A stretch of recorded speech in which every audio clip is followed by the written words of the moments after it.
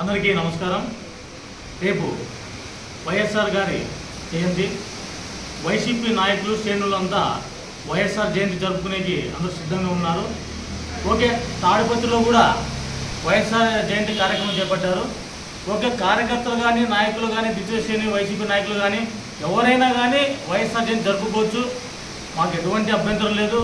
ఎందుకంటే పెద్ద ఆయన అందరం మనం గౌరవించాలి, ప్రతి ఒక్కరు జరుపుకొని మాకు ఇబ్బంది లేదు। కానీ ఎక్సెప్ట్ మాజీ ఎమ్మెల్యే కేతిరెడ్డి పెద్దారెడ్డి తప్ప మిగతా ఎవరు పాల్గొన్నా ఉంటే మేము ఒప్పుకుంటాం। కానీ పెద్దారెడ్డి మాత్రం తాడిపత్రికి వచ్చేది మాత్రం మేము ఎంతగానో ఒప్పుకోం। పెద్దారెడ్డి కొడుకులు కానీ తాడిపత్రికి వచ్చేకి సిద్ధమైనా కూడా మేము వాళ్ళని ఖచ్చితంగా అడ్డుకుంటాం।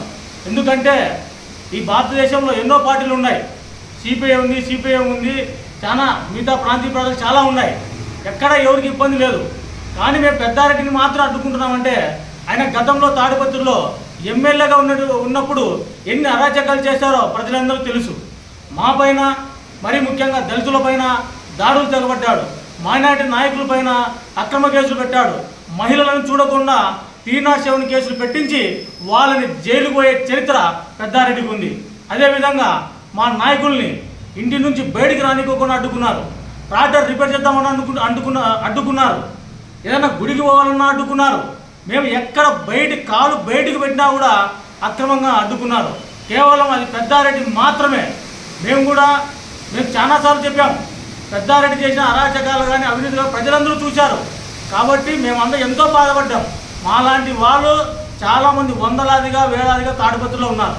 పెద్దారెడ్డి మాత్రం రేపు కనుక తాడిపత్రిలోకి అడుగుపెట్టే ప్రయత్నిస్తే ఖచ్చితంగా మాత్రం పెద్దారెడ్డి కొడుకులు కానీ ప్రతి ఒక్కరిని మేము అడ్డుకొని తీరుతాం। మిగతా మీరు వైసీపీ కార్యకర్తలు ఎవరైనా కానీ వైఎస్ఆర్ జయంతి జరుపుకోండి, మాకు ఎటువంటి అభ్యంతరం లేదు। కేవలం ఒక పెద్దారెడ్డి మాత్రం తాడిపత్రిలో అడుగు పెడితే ఖచ్చితంగా మేము అందరం అడ్డుకొని తీరుతాం।